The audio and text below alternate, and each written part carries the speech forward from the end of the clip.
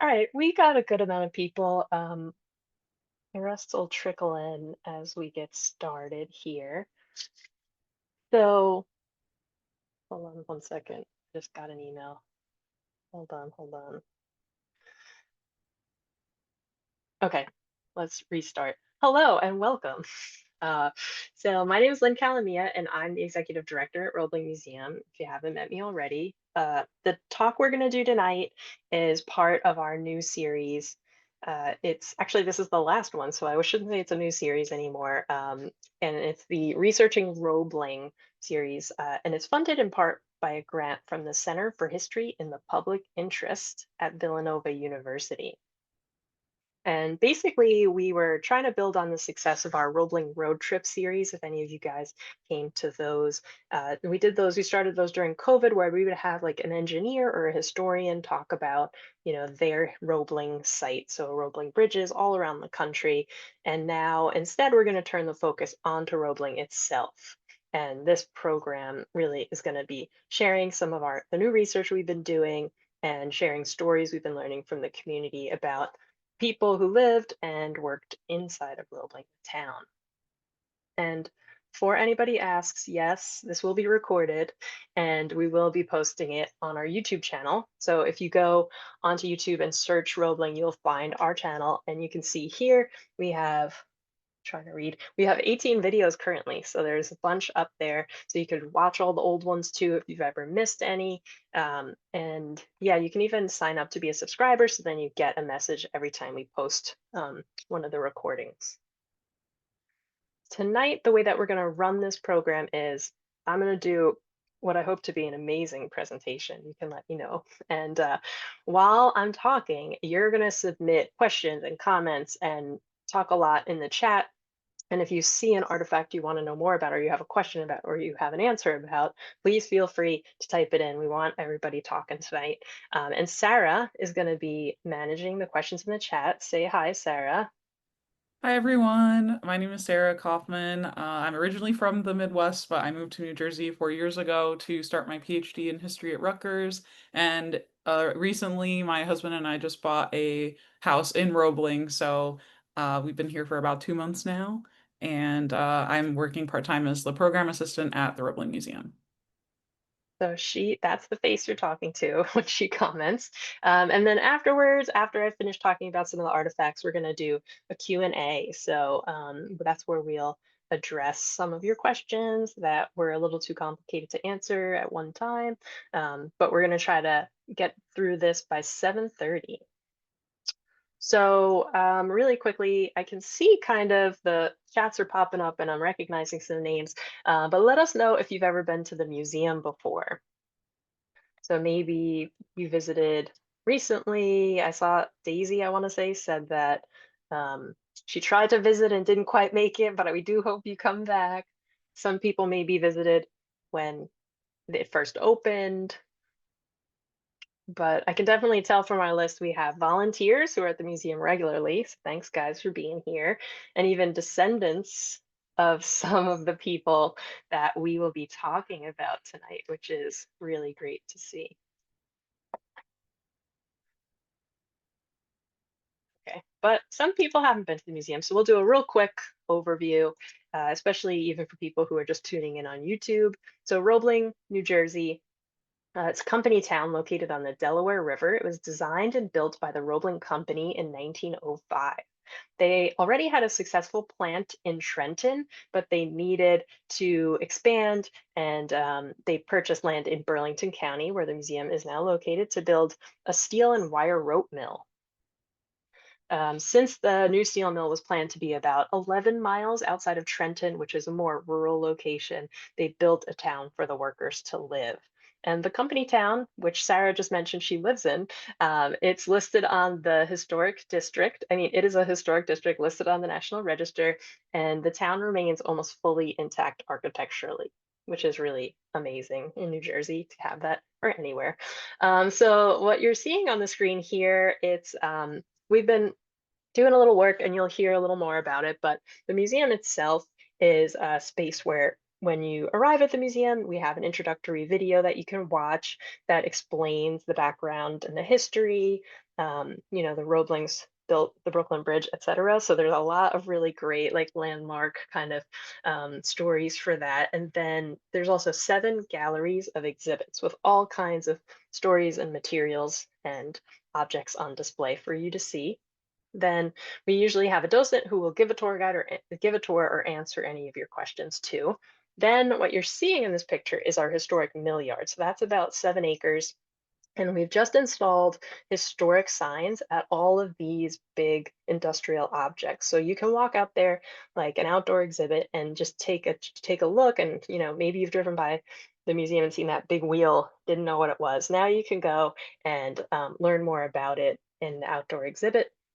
Then we have also every Saturday. And for all of you who said that you live in Roebling, you should be opening your front door and coming on this tour that I lead every Saturday at 1 p.m. So it's a company town walking tour where we, go up and down some of the streets, learn about the general store, etc. And it is a lot of fun. If it's over 90 degrees, please don't come on the tour because it's going to be too hot and no one's going to like it. And then the last circle that we have on here is labeled Roebling Row House. So for those who haven't heard, uh, actually, let me go back to this slide. So behind me in this picture is our Roebling Row House. The museum has purchased 101 Second Avenue, and we're turning it into another exhibit space. So um, if you come by, let's say we're hoping to have it open in 2028 if we get every grant I apply for between here and now. And then you should be able to, we're going to have people walking through an actual company town house and telling stories about people who lived at them. So we can sort of talk about in the home and on the job as well. So it's going to be really, really great. We're very excited to get that project going. And a lot of the artifacts we're going to talk about tonight kind of relate to our work in researching to figure out what we should be doing in the house and what stories we can tell. So keep that in the back of your mind. On to the artifacts, though. So the program today is absolutely behind the scenes, never before seen, special tour stuff. Um, if some of you who are on here have been into our office, you've seen boxes and boxes of things that have come in recently that haven't been processed yet. And this is a little peek into those boxes, basically, things that are hot off the presses and new to the museum.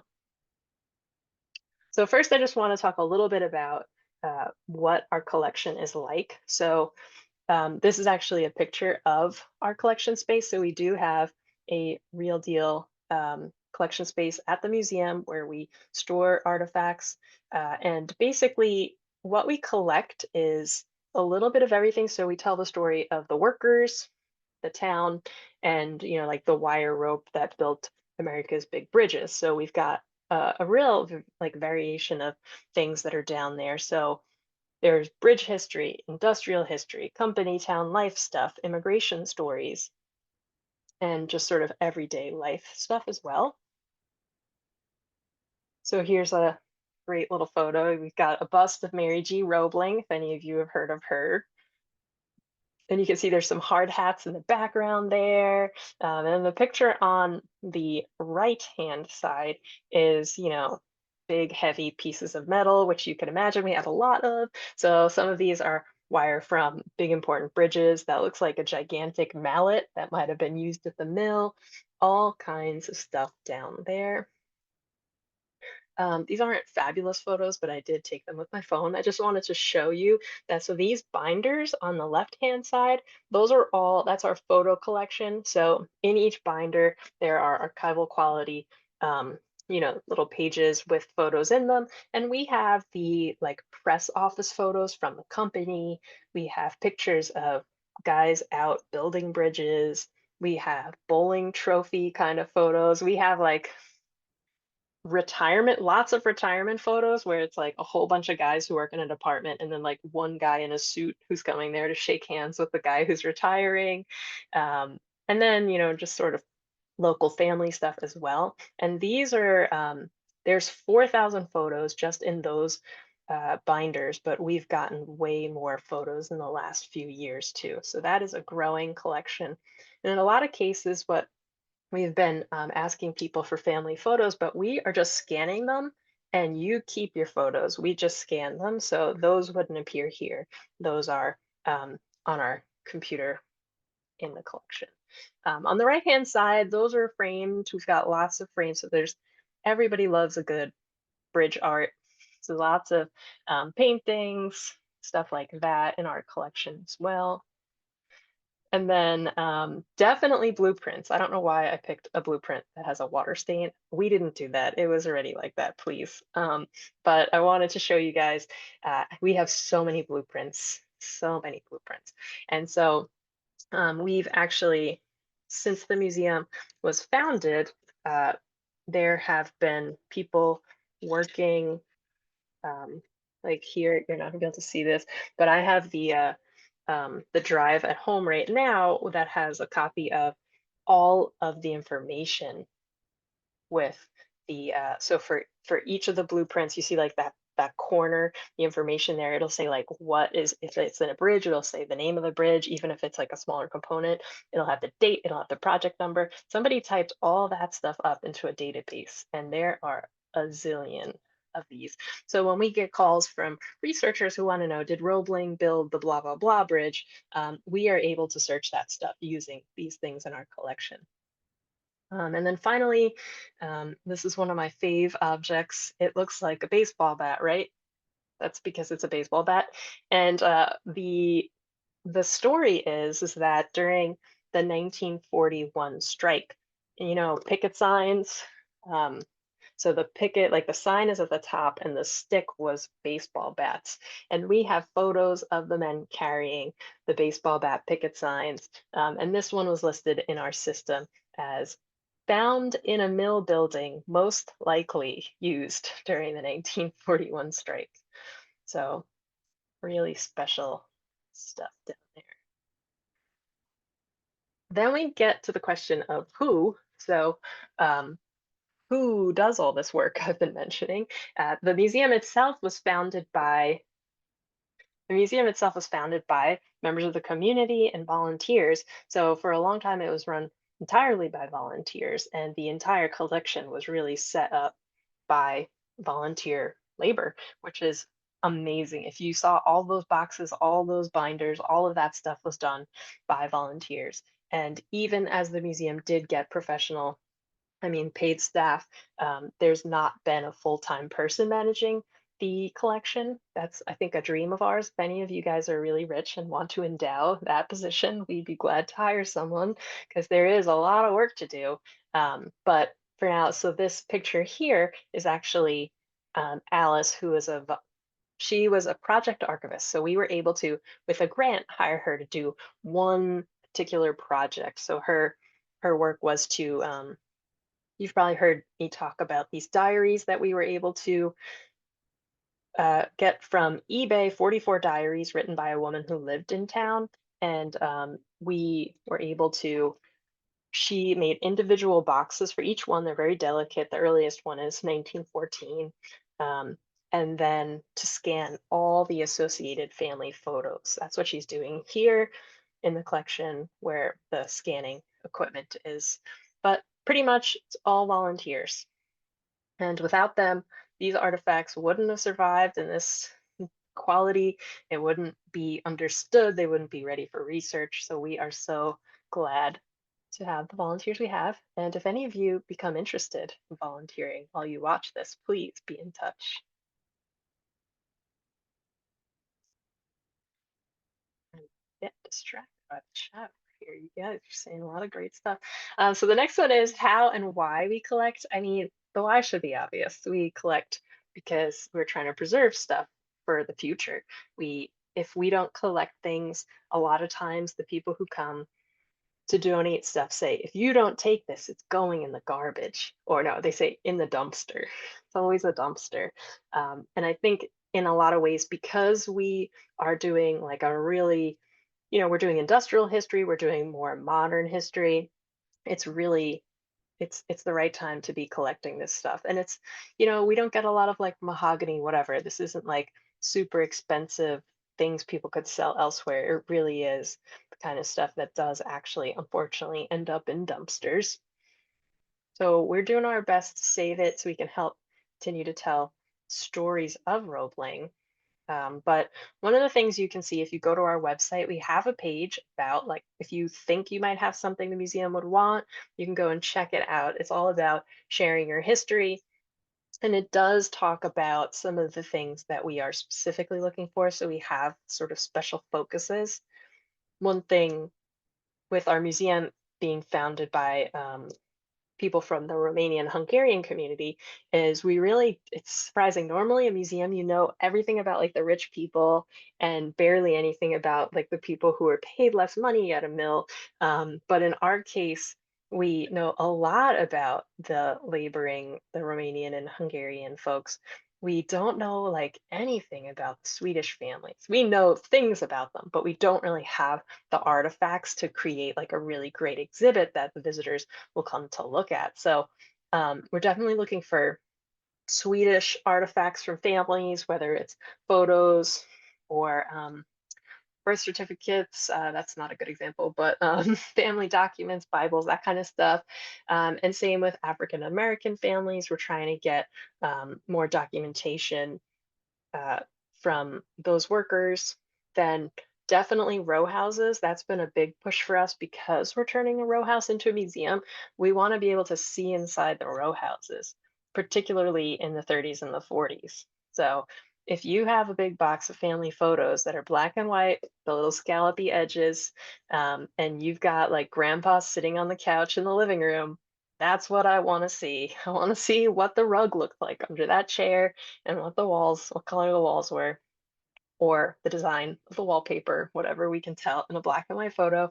But that really is the kind of stuff we are currently hunting for. And these are just two little examples. On the left is a text message that we received at the museum where recently we did a post on Facebook about how we're really trying to figure out what the pantry cabinets looked like in the row houses. So it's basically like a freestanding cabinet with doors and maybe drawers. And so we have a picture of one that was in like a Sixth Avenue house, but we need to know what was in like a Second and Third Avenue house. So we posted in the community pages and on the museum's Facebook to try to see if anybody still has one in their house. Because the way the story goes is like you buy your house in 1947, you take that and you put the old cabinet in the basement. So we thought maybe they'd still be in basements in houses across town. And we got some really great leads. We got some people saying that's not it, which is also helpful because we thought that we might have what we were looking for in one case, but turns out no. And then this text came in from a woman um, who not only might have the cabinet in her basement, she still owns a house on Third Avenue, but she also had this great vanity. And so what her text says is, "So sorry, it's dirty. It's been in the basement a long time." And this is exactly what we want. We want to get all you Roebling people out into basements and attics, looking through your stuff to see what we've got, what's still around. And the worker badge here is an example of some of our eBay collecting. So we don't have a collecting budget. We're a small museum. We don't really have much of a budget at all. But we certainly don't have a ton of extra money to buy things. So on eBay, and don't try to go on there and outbid me for stuff, please. But you can definitely go on there and type in Roebling or the town you live in now and see what's up there. But we see a lot of these worker badges, and we have a lot. We have about two full boxes full of worker badges, and they are amazing. Visitors love seeing the workers, and I think descendants love having the images of their family members on display. But we have one badge from a Black woman and zero from Black men. And there were a lot of Black men who worked at the mill. So when I did see this one come up on eBay, even though we don't know what his name is yet, it was worth trying to pursue. And I was able to talk the guy into a discount. So we ended up getting a really good price for this unnamed gentleman. And if any of you know who this is, please be in touch because we do want to figure out who he is. So recently we had the question, we were talking to someone about letting us scan family photos, and she was like, well, what do you do with the stories? Once you get them, what do you do with them? And that's a really great question I've been thinking about a lot. And basically, sometimes, and this is going to start happening more and more to Sarah as she's giving tours at the museum, and definitely with our volunteers, we hear these great stories when we're giving tours because we get a lot of people who are descendants or grew up in town. So sometimes that information goes right onto our tours, whether we're in the gallery talking about whatever, or even on my walking tours, sometimes that information gets added in. And you can see on the right here, this is our scene from our new exhibit, and that exhibit was almost entirely made up of stories that we collected from people in 2001, 2002. And some of those artifacts were brand new to the museum at the time. So they do make their way into exhibits. And then at the top it says research, because I've been talking about the house a lot. Um, in a lot of cases, the things that we see collect, like, so for instance, that vanity, now we know um, what a vanity from the general store would look like, and we can help. That can, even if this woman doesn't donate it to us necessarily, we are still documenting it, and we can maybe take pictures of the back where it's stamped general store, and it can help us to really learn more about Roebling's history. But enough talking about that. We're going to get to the good stuff. So here come the artifacts. All right, so first up, we've got Swedish artifacts that have come in recently. So, if any of you know me, I so there were 9 original Swedish families that were brought over by the Roebling specifically when they were opening the the steel mill, because the Swedes knew how to make steel, and they were like really highly sought after for this skill. So they came over, one of the earliest immigrant groups, and settled in town. And so like there's 9 last names. There's less than 9 because I think several people were named Larson or Carlson or whatever. So when I get an email to the museum and it's a Swedish last name, I'm like, excuse me, are you related to the Swedish people? Like, I will just ask visitors because I really want to build those connections and relationships with descendant families. So when I was at the car show this past year at the museum, a woman named Amanda Larson came up to me and she started to talk to me about her family's history and how she was from Roebling. And I said, tell me more, Amanda. So it turns out that her great grandparents were an original Swedish family. And these cigarettes that she donated to the museum um, belonged to her grandma and grandpa. And I absolutely love that they smoke different brands of cigarettes. So these are full. They had the cigarettes are really in there, and those are from the 30s and the 40s. So this obviously isn't the only thing she donated to us, but it really is an everyday object that does tell us more about, cultural habits, life outside the mill, that kind of stuff. And she was also able, one of our questions is sort of like, where did Swedish families go to church? Because there isn't necessarily like a Swedish church, although there are Hungarian, Romanian churches. So that's been one of our big question marks. And she had baptismal certificates and things like that that really helped us to answer some questions. So really great. She's got some more stuff coming to us, and we are excited to learn.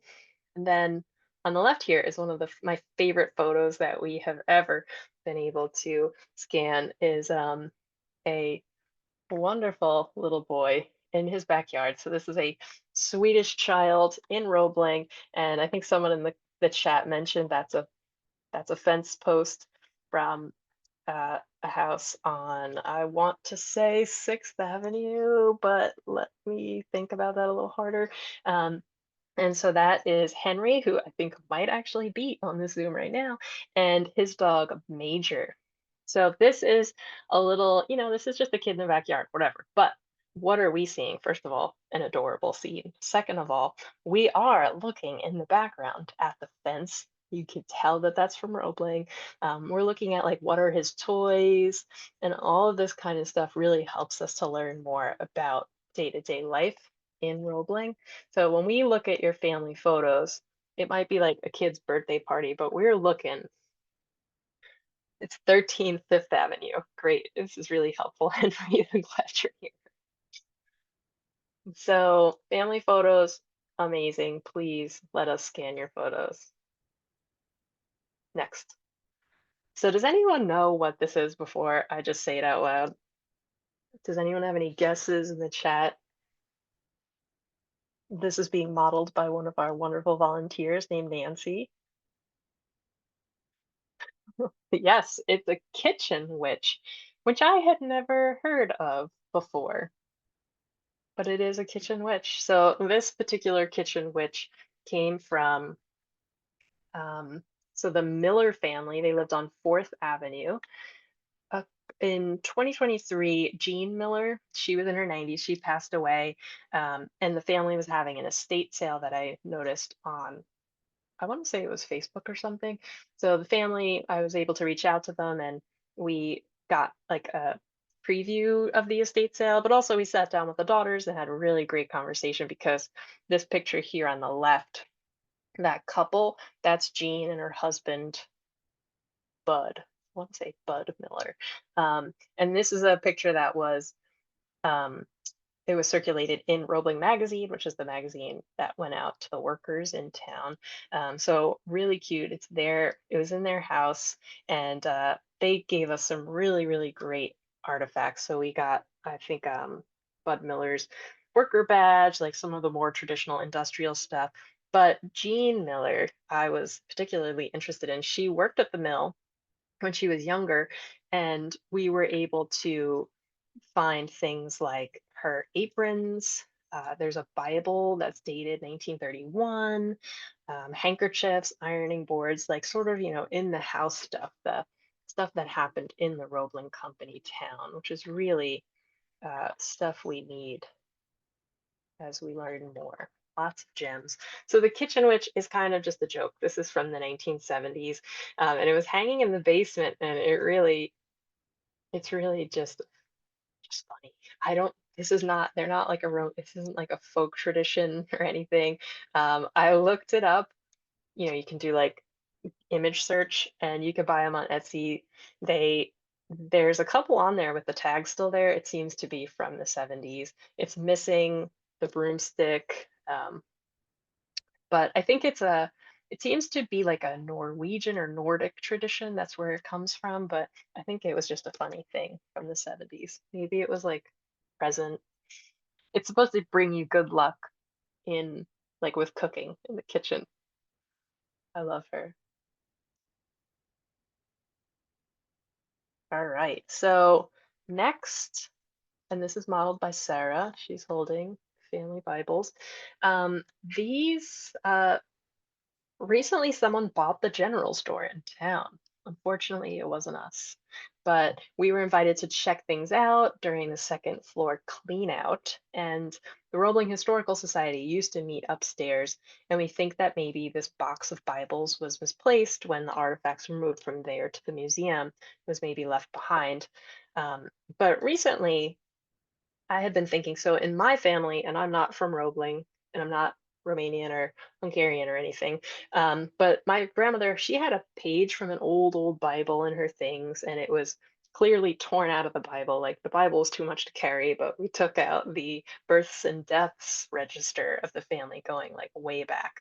And I was recently thinking about it, as we work on the house exhibit. So would people who lived in row houses, like, would that have been part of their culture as well? So Hungarians, Romanians, people of color, Slovak families, would they have had family Bibles?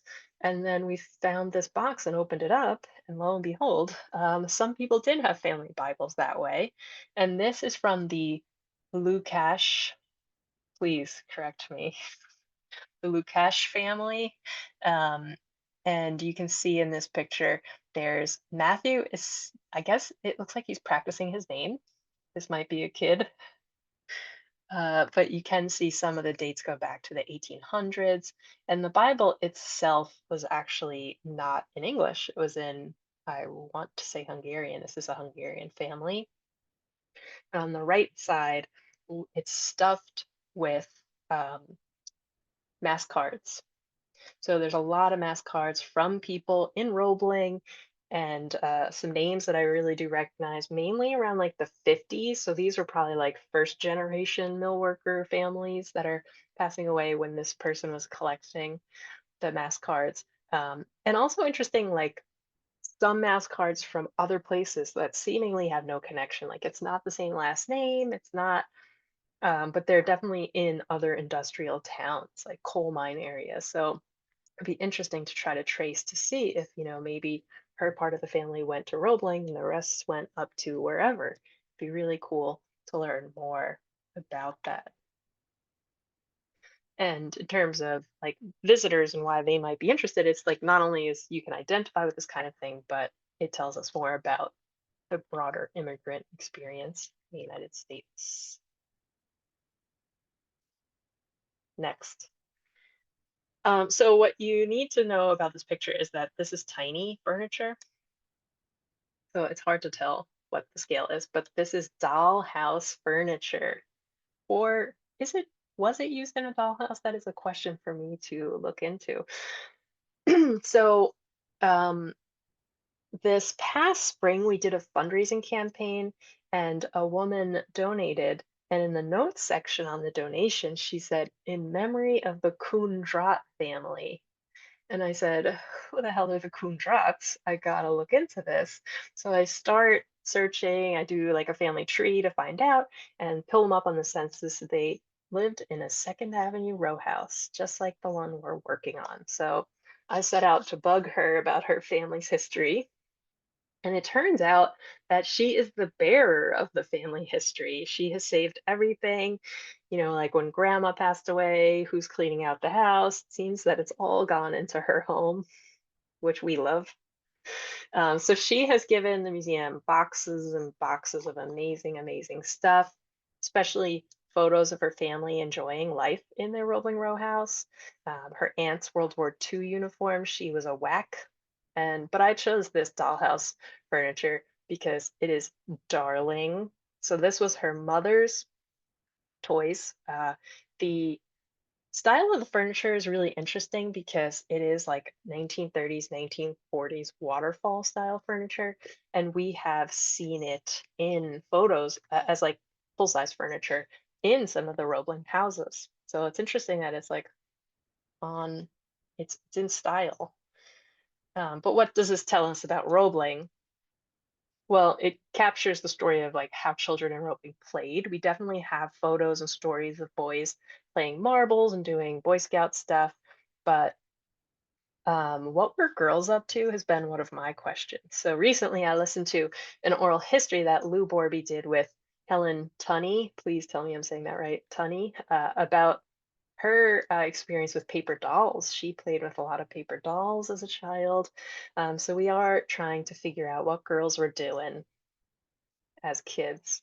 And when I look at this, my first question was like, was this handmade? Like, did her dad make this, that kind of a thing, or was this bought at the store?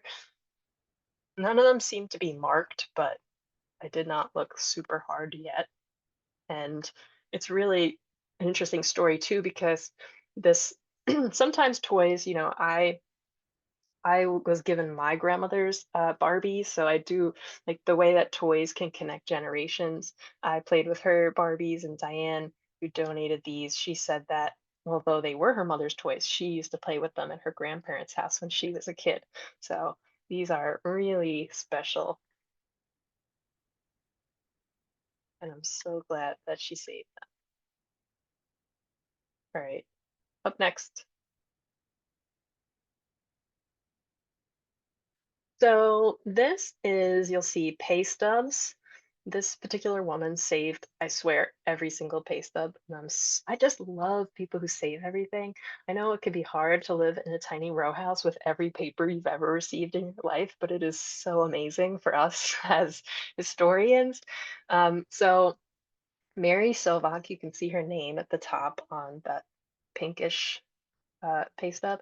She worked at the mill in the payroll office. When she was 5 years old, she lived in a row house on Second Avenue. I keep talking about Second Avenue.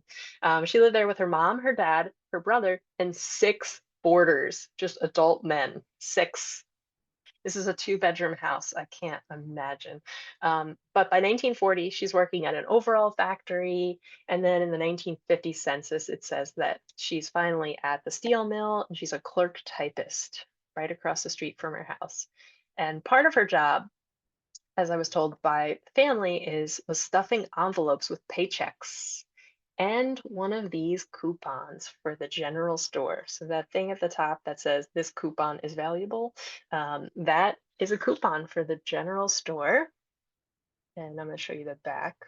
So this is the other side of it. And the family had a giant box of these, which is amazing. This kind of thing is never meant to have been saved this long. It's just a piece of paper, you know? Um, but it's amazing. They tell us more about what was sold at the general store. We can look through newspapers and see advertisements and see kind of what they were selling, but we don't have, like the books from the general, like the ordering books or the inventory or anything like that. So we can imagine, but this is a definite pointing to something they sold, and it was Rogers silver plate. And at the bottom on the left-hand side, it says in the jasmine pattern. So guess what? I went on eBay, and this spoon on the right is the jasmine pattern. So the way that it is described here is that each coupon, you would get a coupon when you spent $1 and you could redeem them at the general store. But a teaspoon was 25 coupons. And I was sitting here earlier today trying to figure out if that's a good deal or not. I think it's just sort of like to motivate you to spend money, you get a free thing. Um, but it definitely demonstrates how the company and the workers interacted and how the company could reward employees with coupons at the company store since they ran it. It also might be helpful knowing that this is a collection held by somebody who lived in a row house. Is this the silverware they used in that row house? The silverware pattern was active like through the end of the 1930s, I think is what it was. I can triple check that. But it's definitely a little peek at the economic life in our company town. All right, Sarah's gonna talk us through this one because this is our newest donation and it came in while I was out of the office last week. Yes, so hello again, everyone. I was in last Thursday when this item was donated, and so was one of our volunteers, George Ott, who is attending. So I'm just going to kind of talk about this item because I think it shares a lot about how things come to us and what we can gain from looking at them.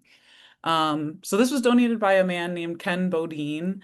He used to live in Florence, but he moved to Fort Lauderdale, so he was in visiting and wanted to stop by the museum. And he went through the tour of the inside of the museum and with George. And at the end of the tour, he pulls out this sandwich bag with this inside of it. So it looks like just a scrap of paper with this badge. You can see the badge. And he says, I would like for you to have this. And so George takes it. We have the can fill out the donation form, and he's kind of talking more about it. And he says, yeah, he worked here for a little bit and then he went on to work at the iron foundry in Florence, the pipe foundry. But there's also a newspaper article in there about how he died. And immediately my mind went to, oh my gosh, he died while he was working at the mill. And that was not actually what happened. So I pulled the paper out and read this tragic and like very bizarre story about how he was at a picnic and was wrestling with a friend. We don't know how that started to happen. But he died after sustaining injuries while he was wrestling with his friend. Um, So, but he wanted to donate this to the museum. The worker, when someone comes into the museum and says, my uncle, my grandfather, my aunt worked here, and we get a name, we can look up through our worker records, we have 15,000 of them donated by Lou Borby, who is also here. Um, and so we can look those up on they're stored on a hard drive, and we can look them up and print them out for people if we have it. And so I was able to locate the worker record for Ken to look at, and he said, yes, this was him, this was his birthday, and everything. So when people come into the museum with an artifact or without an artifact and just with stories, it's really great for us to be able to share a piece of their family member's life with them. And generally, the moral of the story with this piece of history that we collected is it doesn't matter how long you have it, it doesn't matter how it's stored. Um, you can bring it in and share it with us. And I really, when I saw this newspaper clipping, it actually just reminded me of my grandma who shares newspaper clippings with me in the mail. So I think it was really kind of cool to see, even as this was a tragic story, but to see that this was how it was preserved and stored for this family to keep track of this uncle who had passed away. So we will add this to our collection of worker badges. Yeah, it's really great. I mean, the story is terrible. It's absolutely terrible. It says that he died with a 2-month-old daughter. We have more to learn. It just came in last week, so we definitely have more research to do. But yeah, that is so interesting. Um, so back to the same family again. This is a calendar that is being held by our wonderful model, Nancy, again. We really put our volunteers to work at the museum. So she's holding this calendar, and I typed it up so you could see better. It's Joseph Lukash again, and butter, eggs, milk, cream, and cheese. And his shop was at 16 Alden Avenue. So we have a couple of calendars like this in our collection, but it's just amazing. These were never meant to survive. Maybe you're supposed to use it for a year, but these were not really built to last, but they actually have. So this one, um, I keep thinking about it hanging on the wall in someone's house, and they're like, this is great. It's a new year. I'm going to be organized. I'm going to use a calendar. They put it up, they get through January and February, they tear those months off, and then just stop for the rest of the year because it says March and April. This is 1931. They just didn't use the calendar for the rest of the year. It's really fabulous that we can have this. What does this tell us about Roebling's history? It highlights local businesses and also the range of different businesses that operated alongside the mill. And what's interesting is I looked up this guy on the census, and it said that he was a farmer. So his World War One registration says that he's a farmer employed by the Roebling Company, which is really interesting. So that as far back as 1915, he is a farmer for the company. We need to look into that more. But it's definitely just a really interesting story of the businesses that were, and even this family, he himself lived adjacent to this industry and decided not to work at the mill and made the choice to go into um, his a different line of work. So that's really interesting for us to look into. This next one is boring, but I just love these bottles. I bought these on eBay. We have some glass bottles in our collection, but these pharmacy bottles, the way like the top one you can't really see it, but the script is different on them, and they a bottle guy could honestly, I swear, there's an expert for everything, could tell you exactly what year these were made by looking at the top and the bottom of the bottle, because these are, like handmade glass bottles. Um, so I definitely want to get those checked out to see around when this was probably being used at the pharmacy. We know the pharmacy opened in 1908, so it's got to be around that time, and it marks the presence of the company run pharmacy as part of the community. I'm assuming there was medicine in these because you're not buying like soda, but these are pretty small bottles. Um, but it's really interesting. People were using medicine in Roebling. All right, we're getting down to the end. This one is modeled by our wonderful volunteer, Marianne. And this was really interesting. When I first started at the museum in 2020, the in Roebling and Florence, they have this thing called Garage Sale Day where nobody has to get a permit to do a garage sale. Everyone can just do a garage sale. It's a great community event. And people will post pictures of what they have on sale on Facebook. So I saw this one guy and he had this fez. So it immediately reminded me of like Happy Days, the dad. He used to wear these to like his moose club or whatever, Moose Lodge. So I was really immediately interested in it. And I woke up early, that's how interested, and went to work early that day. So I could stop at the garage sale first. And he wanted me to pay money. Of course he did, because it was a garage sale, but definitely beyond our budget at the museum. He told me that he got it at Columbus Market, a flea market, which makes sense. But I didn't know what those circles meant. I didn't know what the number meant. I honestly think I took a picture of it, sent it to Lou Borby, who we all think knows everything about Roebling history, and we were still kind of a little bit unsure. And then I totally forgot about it until 2025 when this gentleman was moving. So he was moving out of town and didn't feel the need to take this with him. So he donated it very recently to the museum. And yeah, as Tom said in the chat, it's the Odd Fellows. So these three circles. It's interesting because they look like wire rope, which was really convenient to us, but they use that logo everywhere. And I was able to look up a listing of all the Oddfellows lodges in New Jersey. And you can see that's what this little bit is here. Roebling was lodge number 247. So, what the heck is an Oddfellow? Glad you asked. It's actually the Independent Order of Odd Fellows. That's their full name. And it's kind of like the Freemasons, so it's like a group that's organized by a trade. Masons were in the Freemasons. So they had these for weavers and carpenters and all kinds of other groups, but there were men from other trades who didn't have an organization, and then they came together. They were like the odd men out, and they created the Odd Fellows. So this beautiful hat. It's just a symbol of these fraternal, like mutual aid societies that did community service work and served in the community.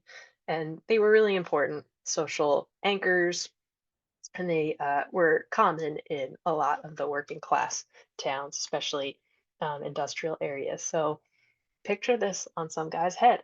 And we can actually look into this more and see who were members of the Oddfellows. I think we could find that information. So if any of you have family members that really that were involved with the Oddfellows, let us know because we do want to learn more. They actually recently, so the Oddfellows stopped operating in Roebling, and they just recently came back a couple of years back. They bought the American Legion building on 4th Avenue. And now they're back in town. And they told me women can be Oddfellows too. So go check them out. This is not a commercial for Oddfellows. Next. So this is our last artifact, and I am in love with it. So earlier we were talking about a woman named Mary Sovak, and we are back to talking about her again. Um, this one is being modeled by our volunteer, Veronica, who is one of our archival volunteers. And you can kind of see it, but it looks like a football. It's about the size of a football, but it's just paper. It's an invitation. So if you look on here, it says that it's an invitation to the Fox Bordentown, which is a theater in Bordentown, and that I'm going to try to read this. My face is too close to this. To the first 50 kiddies bringing this football to the Fox Theater Tuesday matinee will receive a picture of the All-American football team. So, I have no idea what Maybe It's Love is at this point. I start looking it up. There's a movie in 1935 that seems to just be like a romance. And then I find this 1930s movie poster for Maybe It's Love that has a clear tie to football. Um, and at the bottom of this rectangle in the center here, it says Mary Sovak in script. And then it says Mary Sabo. So Mary Sovak, who we talked about earlier, by 1930, she's 15 years old, going to school, living on Second Avenue. Um, and the Mary Sabo, she lives on Fourth Avenue. She's also 15 years old. So that's who's hanging out and doing going in this movie. That's who they're targeting with this advertisement. And the thing that's interesting is somebody, and I don't know, it doesn't look like it's either of their handwritings, but somebody wrote a Blue Center. So the Roebling Blue Centers, it was a local football team that was really well known. They played, and I want to say won in a game against precursor to the Eagles. Um, and yeah, so somebody wrote the names of all of the players on the team on here. Some of their numbers are even written on here, and their nicknames. So it says Unk Langle Bung. I don't know who Bung is, but I've definitely heard people tell me about Bung guy before. All kinds of really great stuff in there. I guess their uniform numbers. So we definitely have photos of the Blue Centers, but you can see how this is extra special. Um, it definitely tells us about teen girlhood in Roebling, which is again something we were trying to learn more about. Tells us where kids were going to the movies. So there is an auditorium in Roebling that shows movies, but they're traveling clearly to Bordentown, and I've seen Florence as well to go to see the films, and just what they were interested in. And the fact that they wrote their team on the football really kind of blends the local story with what was cool in Hollywood, because they didn't write the names of the All American football team. It was their local guys, which is really so interesting. I would love to see this on. I would love to see this on Antiques Roadshow. I'll bring it. All right. Well, that's our last artifact. Um, and we love to do some questions or comments. Did you see anything in the chat, Sarah? I think while we're still kind of close to the last artifact, Trish asks, "What else do you know about Mary Sabo?" This sounds like it's a trick question. There were a couple of Mary Sabos in town. Is one of them related to Emily Sandusky? Is that why you're asking? And then one of them is Okay, also related to Diane. Diane. Yeah, people are related to everybody in this town. It's really great.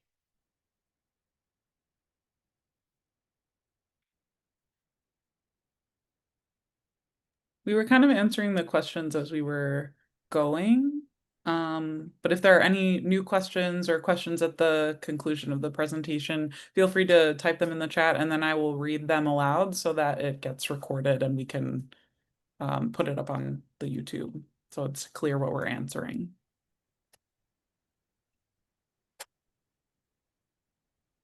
We did get a question about what era we're going to interpret at the house on Second Avenue. Sarah answered it, but I did want to say this out loud. We are looking towards the 30s and the 40s. If you think about it, the Golden Gate Bridge, the George Washington Bridge, war production work, the strike, all of that action is happening around that time. And um, we will also corner the market in historic sites that interpret this time because there's not really too many of them that talk about the 40s. I think it's the right time. That doesn't mean that we won't talk about anything earlier. It'll just be sort of like that's what the house is restored to, and we can talk about people. For instance, like one of the families that moved into our house moved in 1937.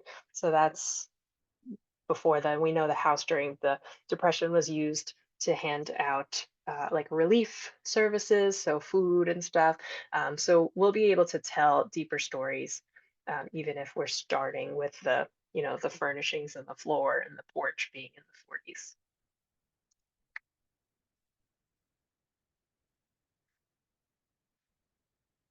Really, no questions.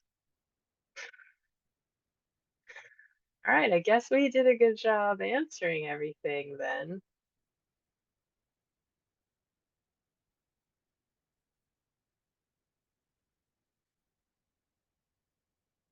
All right. Well, if there's nothing else really, just want to pitch again. We definitely are always looking for volunteers. If you guys want to come over and help us go through some of this stuff, it all needs to be cataloged and cleaned and put into boxes and all that kind of stuff.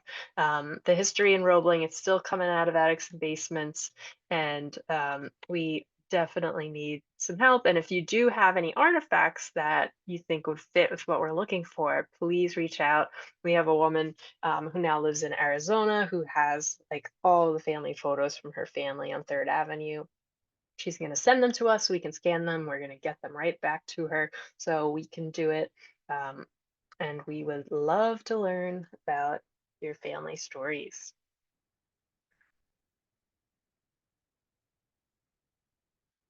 All right. Well, thanks, everybody.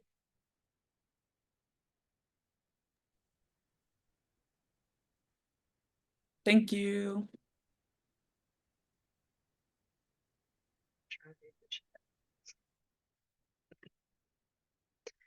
All right. Sounds good. Thanks, guys. We'll see you at the museum.